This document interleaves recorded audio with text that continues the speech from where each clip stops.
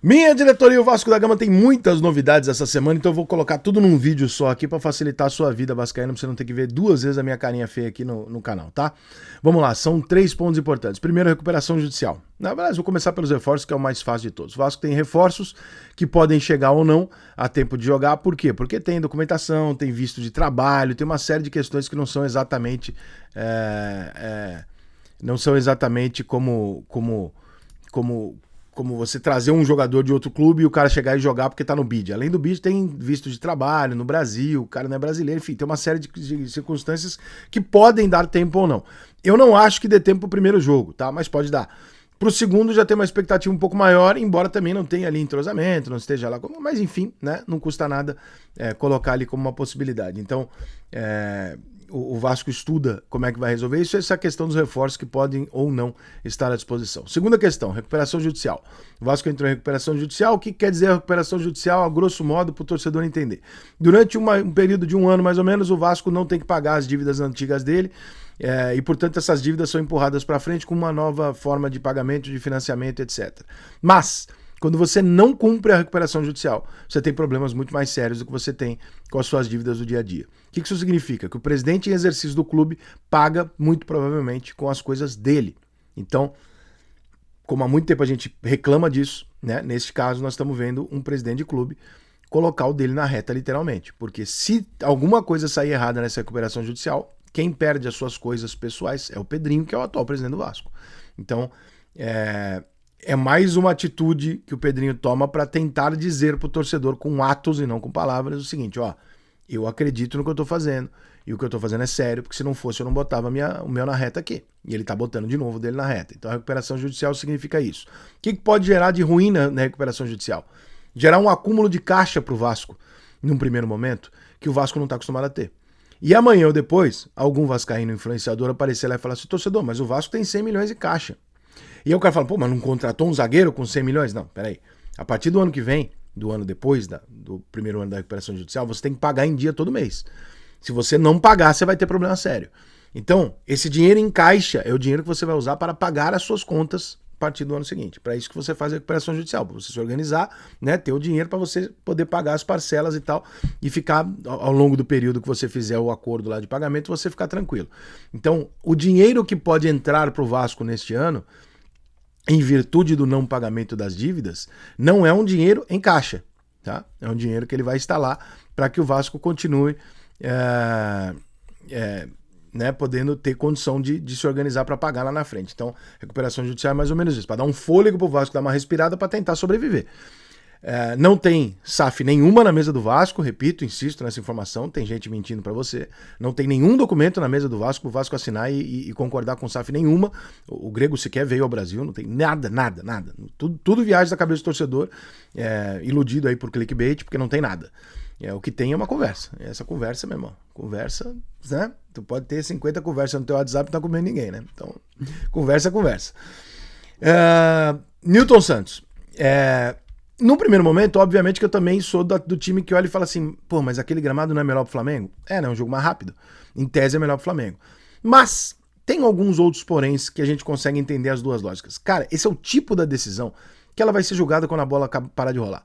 Quando o juiz apitar o final do jogo, se o Vasco tiver empatado ou ganhado o jogo, a gente vai falar, pô, puta decisão inteligente. Se o Vasco tiver tomado uma porrada, ninguém vai falar, tomaria porrada de qualquer jeito todo estádio. Vão falar assim, puta cagada, perdeu por causa do Engenhão. Então assim, o Vasco tá tomando a atitude que ele quer tomar, do jeito que ele acha que tem que tomar, que na verdade não vai mudar tanta coisa assim, né? O que o Vasco tá tentando fazer é exatamente algo que não fique na mesmice. Por quê? Porque a mesmice do jogo, no entendimento do Vasco, é a vitória do Flamengo. E esse é o entendimento de todo mundo. O normal desses dois jogos é o Flamengo ganhar. O que o Vasco está tentando fazer?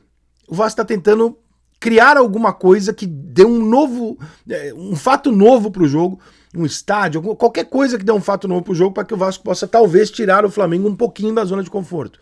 Por quê? Porque você dá pro Flamengo falar, Flamengo, você é melhor, você tá melhor, você vai jogar 2 jogos na sua casa, no seu estádio, com a mesma logística, com a sua torcida, no mesmo lugar. Cara, a tendência é o Flamengo ganhar os 2 jogos. Então, o que o Vasco tá pensando em fazer? Cara, já que eu não posso usar São Januário, porque não vão me permitir, a polícia não vai permitir, é perda de tempo do Vasco ficar discutindo isso com a polícia. Se eu levar esse jogo pro Newton Santos, eu mudo o gramado, eu mudo o estádio, eu mudo a logística da torcida, eu coloco a torcida do Flamengo num lugar pior, né?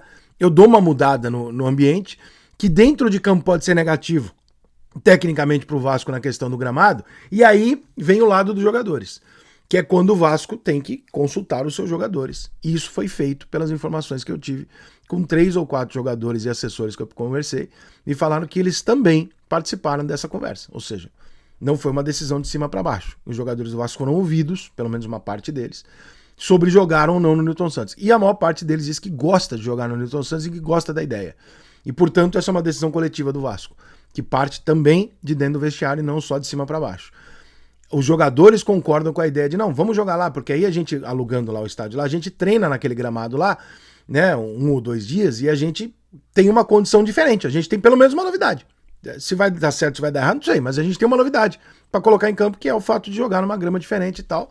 Se vai ter tempo de treinamento nessa grama ou não, não sei, são outros que eu não sei como é que é o contrato de aluguel, se você pode treinar um dia antes, 2 dias, eu não sei. Mas o Vasco aposta que, cara, é melhor ter um fato novo do que não ter nada para encarar o Flamengo. E eu entendo, eu acho que é um raciocínio ok, super válido, como é válido você falar, quer saber? Vou para os 2 jogos no Maracanã, torcida 6-6, seja o que Deus quiser. Tudo bem também, né? É possível que você simplesmente vai lá e consiga 2 empates, leva os... Não sei, 2 empates é o Flamengo, né? Você consiga lá um resultado, né? E tudo bem também, não é isso que vai decidir. Mas o fato do Vasco querer um fato novo de desequilíbrio, mesmo que seja mínimo do Flamengo, fala, pô, deixa eu tirar o Flamengo pelo menos da logísticazinha dele ali, Maracanã, Gávea, né? Todo o processinho ali que ele já tem armado ali de logística, deixa eu pelo menos quebrar isso um pouco no Flamengo, trocar o gramado, sei lá, fazer qualquer coisa que dê uma desequilibrada, que o Flamengo possa sentir ou possa não se adaptar, ele vai tentar, né? Então, eu entendo, acho que é uma decisão aceitável. Se você me falar assim, Rica, o vestiário do Vasco não gosta da ideia, eu falaria cagada do caralho. Tá botando um jogo mais rápido num gramado que não beneficia o Vasco, em tese, com os jogadores não concordando com isso. Puta cagada.